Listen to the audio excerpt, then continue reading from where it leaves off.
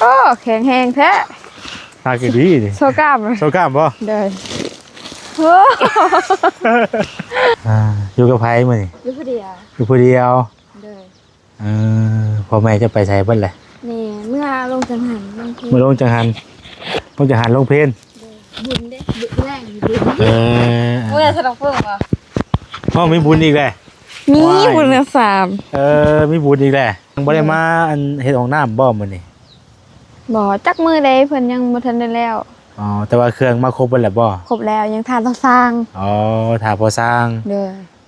ถ้าสร้างเพิ่นไปแต่ว่าสร้างเพิ่นไปอันบ้านน้องหยังนะน้องอูน้องอีน้องอูน้องอีแน่แล้วก็กับน้องอันตันบ่น้องน้องตันน้องน้องตันนำแน่พี่น้องเพราะว่าเห็นเพิ่นไปเมื่อก่อนนะว่าแสนสร้างสังกะสีนี่ก็ของต้อนบ่าวเด้อเข้าใจเด้อโดยกินจะบ่หมักอันนี้กินเรากินได้หลายพวกเขียดกันเขียดเข้าใจเด้อมาลิ้นกันยังได้เงินอันนี้บุญแมลงเข้าใจเด้อโดย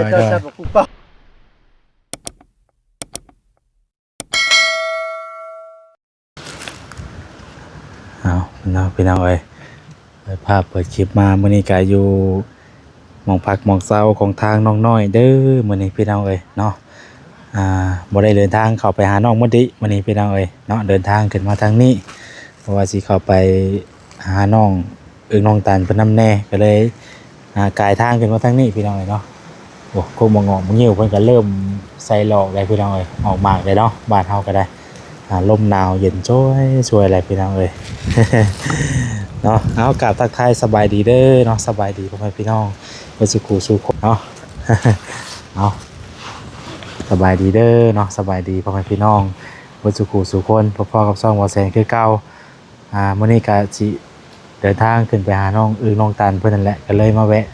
หาทางน้องน้อยเพิ่นก่อนพี่น้องเนาะมาอัปเดตถามไทยคือเก่าเนาะเพิ่นมีข่าวดียังแน่แล้วมื้อนี้ เนาะไปเข้าไปติดตามบนน้องการไปน้องเอ๋ยเดี๋ยวเข้าไปหาทางน้องน้อยเพิ่นก่อนเนาะไปไปน้องเอ๋ยโห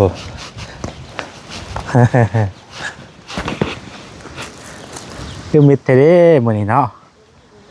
โดยสบายดีน้องน้อย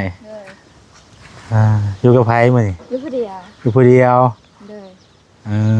พ่อแม่จะไปใช้เพิ่นแหละนี่เมื่อลงจังหันลงเพล เมื่อลงจังหันลงเพลนบุญเด้บุญแรงบุญเมื่อสนองเพิ่งป่ะมีบุญอีกแหละมีบุญละมีบุญอีกแหละเลยเมื่อว่าสนองเพิ่งเมื่อว่าสนองเพิ่งพอดียันบ่ได้นั่นหรอกพอดีว่าทางไงมีเวียกไปอีกทางนึงอยู่หั่นนะเลยยันบ่ได้เมื่อเข้าไปเล่นน้ำหรอกมื้อนี้บุญเป็นบุญแจกบ่ได้ว่าบุญสามบุญบุญกินนี่นะบุญพระป้าเนาะเลยบัดนี้นะบุญกองข้าวกองข้าวบัดนี้เนาะเลยบุญกองข้าวก็คือสิม่วนคือเก่าอันนั้นเนาะไปจะได้มื้อนั้นน่ะแจ้งอยู่บ่ให้มาอยู่แจ้งเลยบ่ได้แจ้งบ่ได้อยู่แจ้งเนาะว่าอยู่แจ้งเลยแต่มวนจะได้มีอันลำบงลำได้หมดน่ะเนาะมีบงอย่างก็หมดน่ะบ่คนบ้านเฮาแหละบงหมดบ้านเฮาธรรมดาเนาะมีไผแน่ครับมามื้อนี้น้องเขาบ่ยาวบ่ตูนบ่ไล่บ่ไล่เนาะ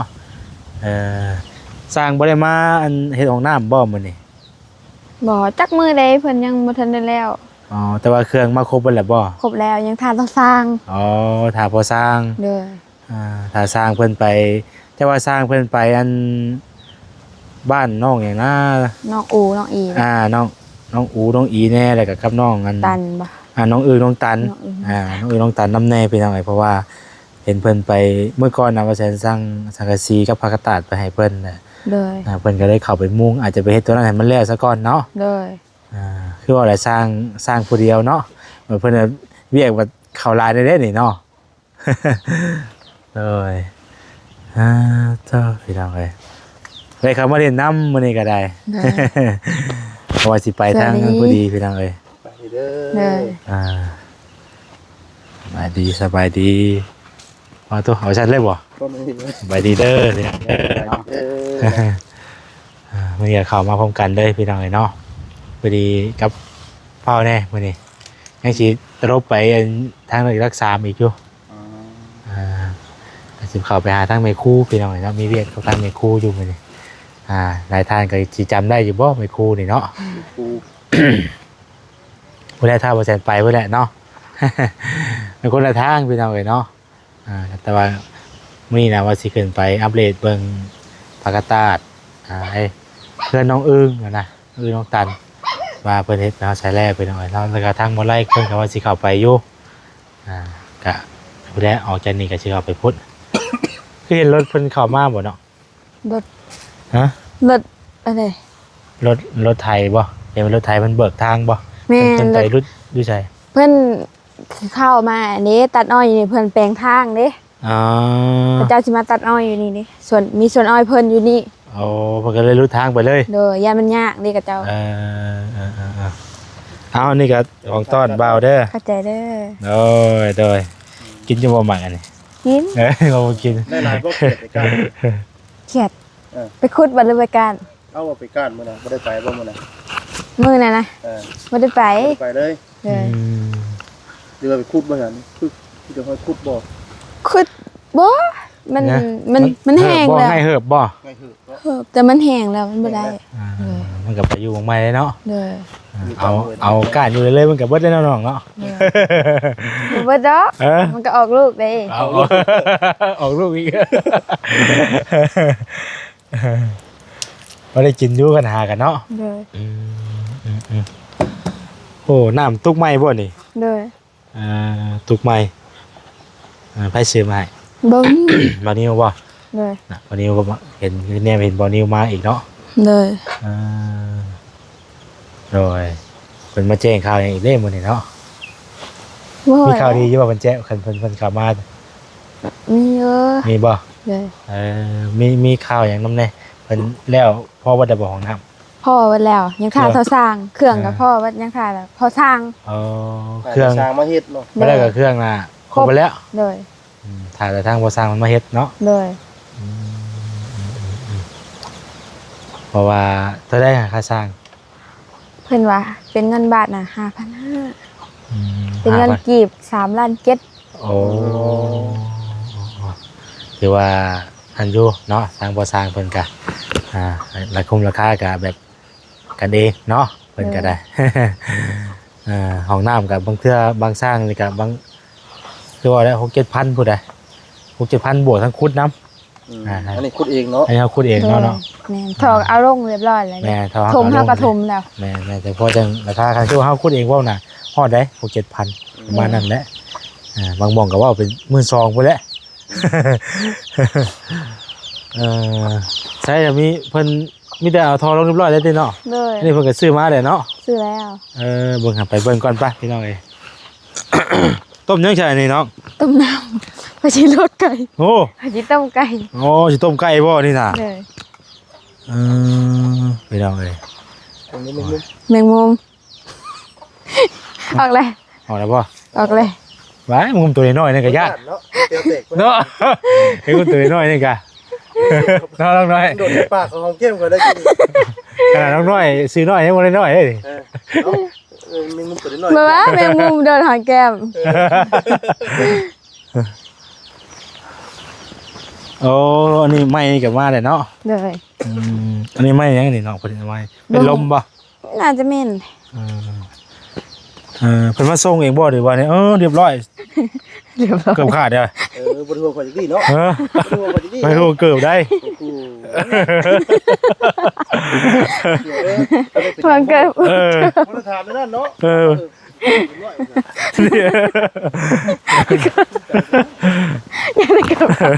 ยังเกือบขาดได้เนาะเพิ่นแก้มาเองมันบ่น้องอันนี้นะ เพิ่น หรือว่าเพิ่น เพิ่นมาส่งอัน เอาส่งบ่ เลย นึกว่าเบานิ้วเพิ่น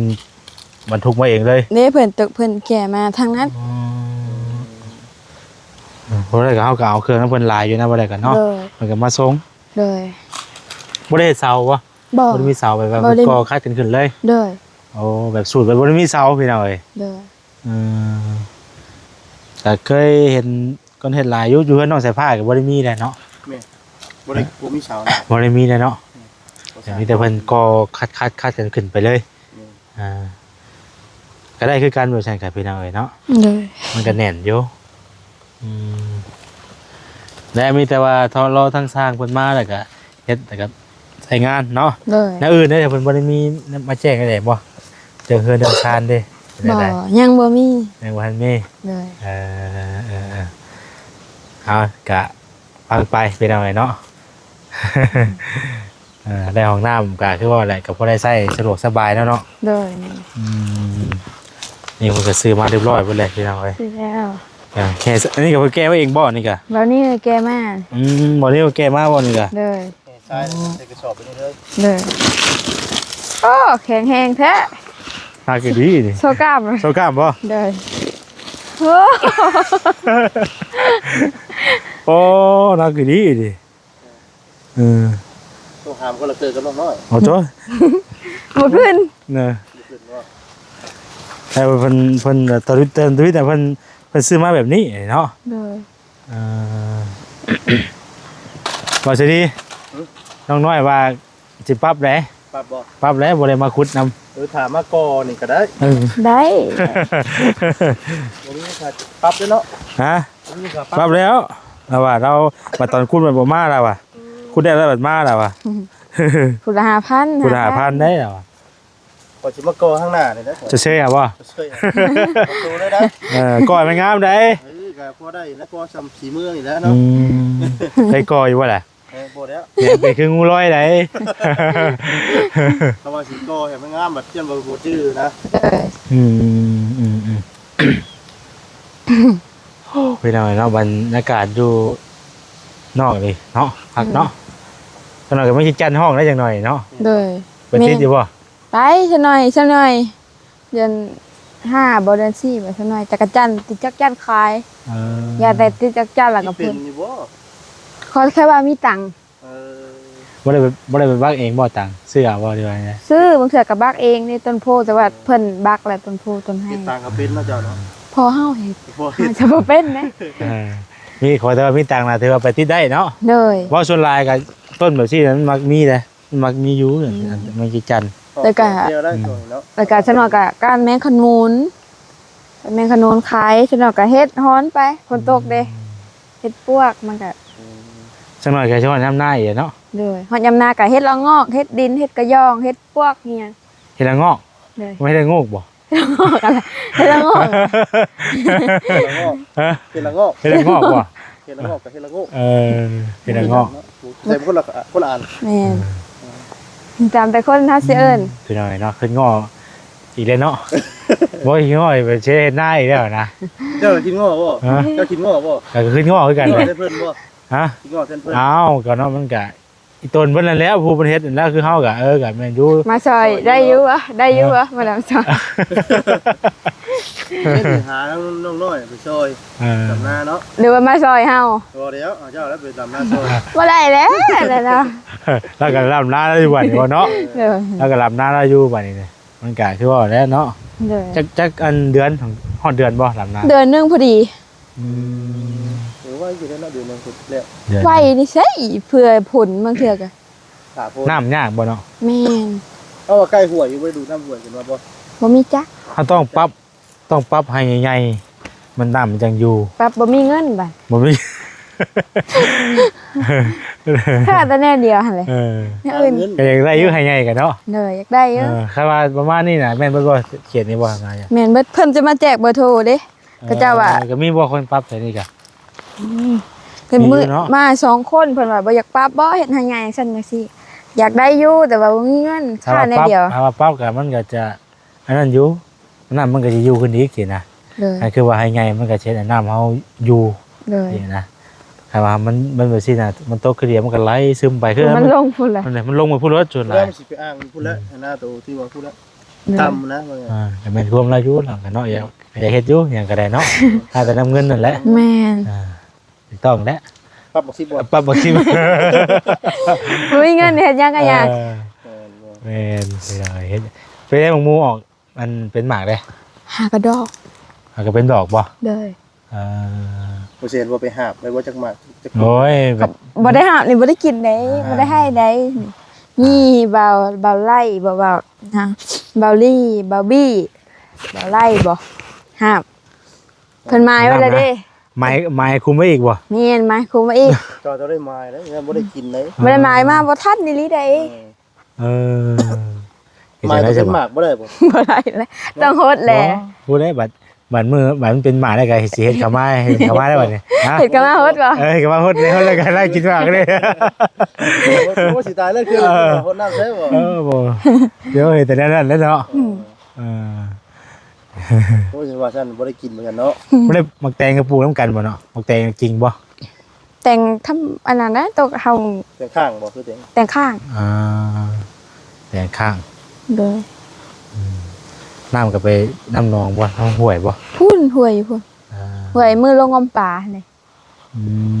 อ๋ออันนั้นน้องห้วยบ่นั่นน่ะ น้อง น้องเจ้าบ่ บ่ ปล่อยปลาอยู่บ่ ปอยน้องลัดแต่ว่าเพิ่นดุดไว้อันนั้นนี่แล้วเฮาขอใส่น้ำเพิ่น หนองรวม น้องรวมแล้วก็ตึกปลาบัดนี้เนาะ เลย น้องเพิ่นว่าต้มอันนั้นข้างหมอยต้มไก่เอาซั่นเนาะบ่ได้เมื่อง่ายแล้วครับมื้อนี้ ไปกินตุ๊กไก่ เอา ใส่เต้าไก่ ไปกินตึก ถ้าว่าเหย้ายังไปหายาสมุนไพรไปหาอัน เครื่องปรุงบ่ เครื่องปรุงมันไปหาพักไปหาชื่อพัก เดี๋ยวว่าจะเก็บมาไปเก็บยังไงกินนี่ หัวข่ากับจังไข่ยังบ่ได้พักบัวหัวหอมเด้ยังบ่มี อ๋อว่าอะไรก็เป็นมีเมนูนั่นมื้อนี้เนาะ เลย นี่ว่า จะไปยังว่ากินข้าวยามจักจ้ะ กินแล้วกินปิ้งไก่ชาบุญมาให้ สะบุญมามื้อนี้บ่ เลย บุญแดง ตัวเพิ่นซื้อหมวกหั่นเด้ผู้ซื้อหมวก บ้านเฮา สมุนมันเฮาบ่ แม่นแล้วมากับลูกเราเด้ อ๋อแม่น ลูกชายแล้วได้เลยกะแอกโชดจำจักเนาะ เสิร์ชว่ะ จังหวะแล้วตัวนี้รู้แล้วต้องถามเองเด้อเด้อเอาจะบ่ได้ถามแล้วว่าจ้ะ บ่ บ่หากคือตอนนี้แล้วโจทย์จะได้เฮากับฮู้ว่าเรื่องผู้ชายบ่ฮู้เลยตัวนี้ตอนเรายังมีเมียเนาะ ฮู้ได้ว่าเสิร์ชว่ะ คือตัวโสดแล้วเป็นได้ใช่คือว่าได้ยินข่าวอันถามได้บ่นี่ ได้ ช่วงมื้อนึงนี่คือจังว่าอันยังคุยกันกับบ่นิวบ่ แม่นเย เป็น อะ ได้ชั่วโมงนี้ได้ บ่ ฮะ แบบหยอกเล่น ยอกเล่นใช่บ่ เด้อ บ่ว่ากันนะว่าถาม บ่ เลย บ่ เพราะว่าเฮาก็เห็นในคลิปมันแล้วจะเฮาจะกล้าถามนะครับเฮาก็มาเห็นในคลิปก็บ่กล้าหรอกคือเราเห็นเพิ่นหยอกกันซื่อๆเนาะ หยอกลิ้นหยอกหัวบ่ได้ม่วนมีสีสัน คำว่าบ่เว้าบ่หยอกมันก็ บ่ได้หัว บ่ได้หัวเนาะ บ่ได้ตบหัวก็บ่ได้ให้เนาะ บ่ได้ครัวก็บ่ได้อาบน้ำ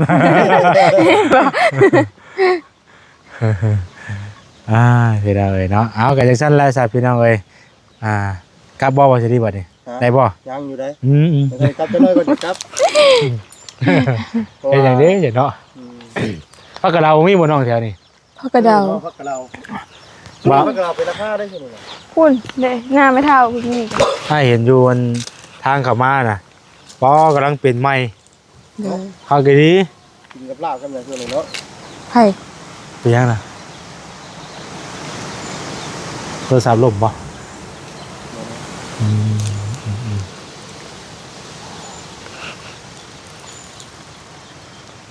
เพราะว่าคือเรื่องของน้ำนี่ยังบ่ฮู้ว่ามาเฮ็ดมื้อใด เด้อนี่แหละ ยังถ่าก่อนเนาะ เด้อ ก่อน ถ่าสร้าง ถาสมถาสร้างมาก่อน เด้อ ตัวแล้วทางสร้างมันก็ไปเฮ็ดหลายหม่องเด้มันก็ไปเฮ็ดทั้งนั้นในทั้งนี้แน่กำลังแล้วเฮือนน้องใส่ผ้าเนาะบ่ได้มีแนวให้ต่อบ่น้องใส่ผ้าเนาะ น่าสิเบิดได้เลยคือตอนนั้นคือว่าติดแต่กะโหลน่ะติดกับกะโหลของน้ำเลยจะแล้วจะได้จะมาดำเนินการอยู่ที่ได้เนาะน้องอีน้องบ่ น้องอูน้องอี น้องอีน้องอี โอ้อีกก็บ่ได้เข้าไปถึงโดนเข้าไปล่าสุดก็ตั้งแต่พาเพิ่นไปซื้อเครื่องพี่น้องเอ้ย จะพูดเลยเนาะเข้าไปเนาะ พาเพิ่นไปซื้อเสื้อผ้าอย่างเงี้ยแล้วแล้วก็บ่ได้เข้าไปเลยแล้วจักมื้อจักวันบ่ได้จังสิได้เข้าไปมีโอกาสก่อน เด้อ มีโอกาสจังสิได้เข้าไปพี่น้องเอ้ย คือมาน้องน้อยเพิ่นก็บ่ได้มีหยังได้พี่น้องเนาะมา เล่นน้ เว้นบ่ได้น้องเพิ่นซื่อๆเนาะก็บ่ได้มีหยัง ให้มาอยู่ในบ้านเนาะ ให้มาอย่าให้มานี่บ่มีหมู่ปากอยู่ เออ นี่ก็อยู่ผู้เดียว อยู่คนเดียว เลย ถ้าพ่อแม่ไปใส่ แม่เมื่อลงจังหันลงเพน อืม พอเมื่ออันนั้นเมื่อเฮือนแบบเขาบ้าวเขาสาวนี่ โอ้ขออันยังก็งานสู่ขอ งานสู่ เล ขอย นั่นแหละ งานใบขอเนาะ เอาไว้เขาลอง ใบกระดอง มาเอางานไหวเขาลองสู่คอพ่อมันแหละสู่ไปคอทั้งคอทั้งไหว กันได้ น้ำกันนั่นแหละเนาะไปคือเขาพาเพิ่นไปนั่นแหละเป็นอะไร แน่น วันแรกเมื่อเล่นบุญที่เนาะ เลย บุญที่ใส่ บุญบ้านเฮา บุญเจกบ่ บุญเดือนสาม วัดคือเก่าบ่ เลยคือเก้าบุญเดือนสามตอนน่ะบุญอยู่พาป่าเตียงตอนนั้น ที่ได้บ่ได้ไปเป็นอะไรเนาะคือว่าบ่ ได้บ่เสียบ่ได้ดูสีมือดึกปุ๊บเป้าอยู่เด้ โอ้บ่ข่อยหลับเลย หลับเลย ยอมลงน้อยเลย ยอมแล้วก็ ยอมเลย แต่ต้องแล่นคือน้องน้อยนี่แล่นไป โอ้ยแต่สิหูสักกระเทียมอันยังบ่ได้ โอ้ยว่าน้องน้อยดึกบ่ได้บ่นั่น เอ้ย แต่เอาดึกบ่แม่นเนาะเจ้า บ่ เนาะ แม่นบ่แม่นเป็นน้ำมันอันนี้บ่ ฮะ ฮะ ตัวใหญ่บ่ จักว่า มันบ่ได้จักว่ามันเลย เลย ต้องมีสูตรเลยเนาะไปดึกบ่เป็น เขาต้องเอาทั้งปลายมันไปบ่ แม่นบ่ มันจะปิอวยไปดิไปนะ เอาพอทักมึงไปตู้ไปบ่ ตอนเขาไปก็ใช่ว่ามันก็ปิ้นขึ้นด้วย มันสิซักจุ๊บพอย่านมันบ่แม่นน่ะยังพุ่งดงกับคืนว่าน่ะ เยอะกว่าไปได้แล้ว แต่ว่าเราก็สิไปเล่นปุ้นมื้อแรงเนาะ เลย ได้ไปซะพี่น้องมีแต่ขั้นแหละทางเฮาก็สิไปหาทางน้องนั้นเป็นก่อน น้อง บัดนี้ น้องอึ้งน้องตันเนาะ น้องตัดนั่นก็บ่ได้มีหรอกไปอัปเดตเบิ่งนะว่าเพิ่นใส่คือว่าได้ยินบ่ไล่ว่าเพิ่นมาบ่พอสิแหละ ยังบ่พอ สังกะสีเพิ่นได้ซื้อเพิ่มจักแผ่นบ่นี่ ทางซีบ่พอ สังกะสีบ่พอว่าซั่นคือว่าได้สังกะสีมันหนาน้อยเด้สังกะสีชั่วโมงนี้มันหนาน้อยมันบ่กว้างเด้ตะกี้น่ะมันจิกกว้างตะกี้หน้าก็ได้ มันกว้าง น้ำกว้าง มันจะกว้างไงตะกี้ นี่มันบ่คือตะกี้เนาะ อันสังกะสียาวก็มันก็หอมไปอีกสีสันหน้าก็สิกว้างบ่ประมาณนั้น ภาษาเฮา กับแลบอ่ะเนี่ยบ่ได้ทางบ่จิตเพิ่นบ่ได้เข้ามาอีกบ่ได้ก็สิไปนํกันที่เก่าหั่นแหละพี่น้องเอ้ยไอ้ยัง กันก็ไอ้เด้อ บ่แม่นอันเด้อบ่ อันเริ่มอยู่บ่อันเริ่มอยู่บ่ ไอ้เด้อคนโค เข้าใจเด้อโอ้มาลิ้นก็ยังได้เงิน อันนี้บุญแมลง กินบุญแมลง เข้าใจเด้อ โอ้ยโดย เจ้าชาติผู้เป้าแมลง บ่สัตว์แล้วพอแล้ว พอแล้วว่า ไว้ซื้อกินดีกว่าเนาะ เด้อแม่นเลยสิกินอิ่มเด้ มื้อนั้นมาแซนเบิด พอบ่แสน 80,000แซนมื้อบ่จัก ฮอดอยู่แสน 1 แสนนึง บ่เชื่อดีกว่าจักว่าใครมันบ่ได้ม่วนติวันนี้เนาะ ก็บ่ได้ม่วน บ่ได้หัวนะ บ่ง่ายกับเขาบ่ได้